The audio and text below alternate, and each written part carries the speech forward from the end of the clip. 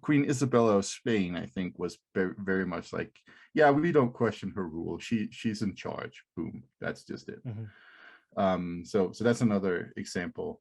Oh, and our resident Swede Fredrik is bitching about the Kalmar Union in the chat. And let me just ask one thing, Fredrik. It was your own fault. You could have just not invaded Denmark, Norway at the time, and then you wouldn't have gotten your asses kicked. I think my taxi's here, guys. I think I'll.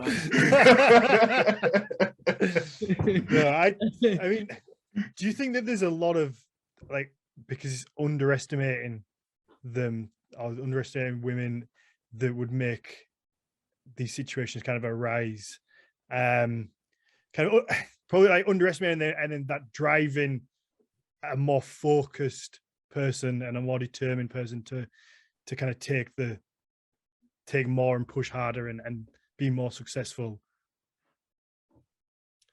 Yeah, I mean, what Matthias said was also interesting, that it's just the 20th century that the perspective changed a little bit, and we started looking at it differently, right? I mean, sorry. I feel that is happening historically. So what you see from somewhere in the middle of the 19th century and towards the middle of the 20th century is sort of like this time period where we like in European thinking, obviously you're getting more and more constrictive. This is also when like religious Puritanism becomes, you know, socially very dominant, and this is where you have this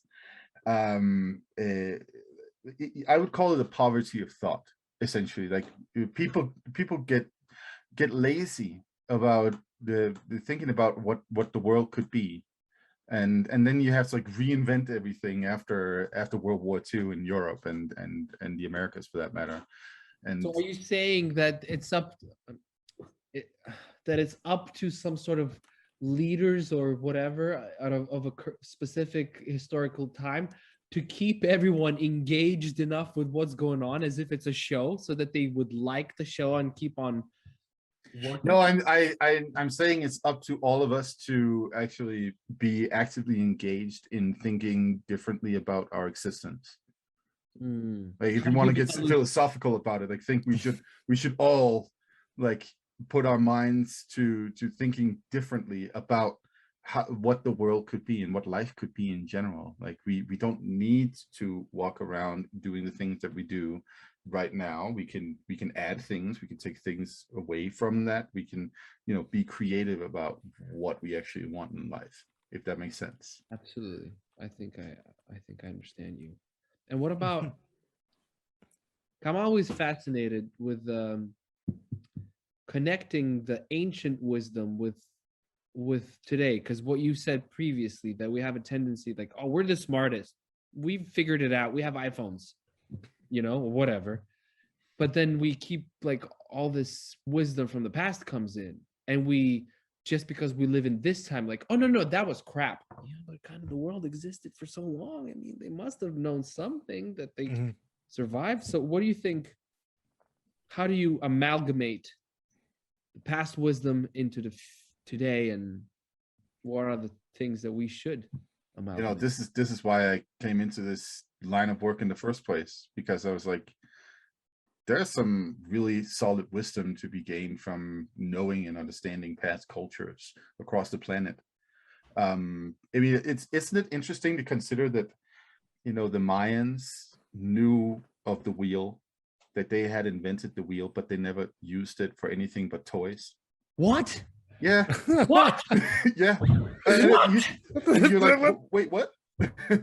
And that has got to be because of their way of thinking about moving around in the world. They must have been like, okay, shrug, whatever. Maybe we just don't need that. They always had this, like, what are you playing with that fidget spinner? To leave it alone, whatever. Exactly.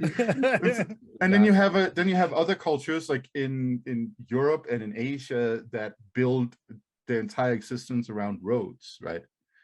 Like, so this just tells you that if you think about how people have thought about things in the past, it can get really, really, really, really mind blowing. Like, And I find it incredibly fascinating that you have because in European history, when we as historians talk about the evolution of European societies, we highlight the wheel as a really important invention, right? And it's like, oh, the wheel was invented, what was it, in Sumer or something like that. 8,000 years ago, BC. Yeah, blah blah blah. And then that is also because the invention of the wheel spills over to the water mill, right? Which becomes one of the first machines that can work on its own. And that then in European thinking is like, well, that's the key to industrialization, right? When we can have wheels turning, I mean, we have it in our language too, right? We talk about the wheels are spinning, the wheels are turning, and all that stuff, right? Then that becomes like a significant historical moment for European society and its development, right? And this is what we as Europeans then said, well, this is what made us so awesome that we could go and conquer the world, blah, blah, blah, blah, right? But it's like, yeah, but was that a good thing? No, I don't think so, man. I've read somewhere that a lot of this conquering and inventing came in places of the world where it was a lot colder than other places.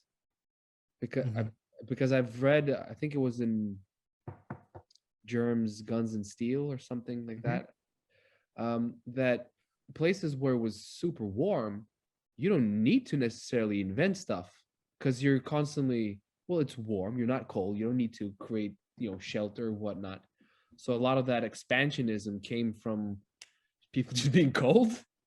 I mean, you've got the fist, Arnas. Well, so I 45 minutes, guys. I had a good 45 minutes. No, so this is a good question because there are, this has been a long discussion in among anthropologists and historians, like what is it that is like sort of like the key igniting thing that sparks that social evolution and technological developments and all that stuff. I think the problem with that way of thinking is that it's centered around, again, Europe and the idea that Europeans are special. I know. I didn't come across as saying that. No, not at all. You're referencing this particular book that has a it has a particular perspective on all of this, Germs, Guns and Steel, right? The problem with that theory is that a lot of those inventions that Europeans are using, right, to be competitive out there in the world, they come from other places in Europe, like for instance gunpowder, and or the wheel for that matter. The Europeans didn't invent the wheel. They went. Is there anything that the Europeans actually invented that was like? Yeah, existential dread. Stolen. Existential what? Existential dread. Oh. Philosophers sitting around. Like, look at all the German philosophers. Can you put it in your mouth? Can you wear it? Nope, but it's here. Exactly. So, yeah. But no, I mean, you got to give Europeans credit for inventing a bunch of things, of course.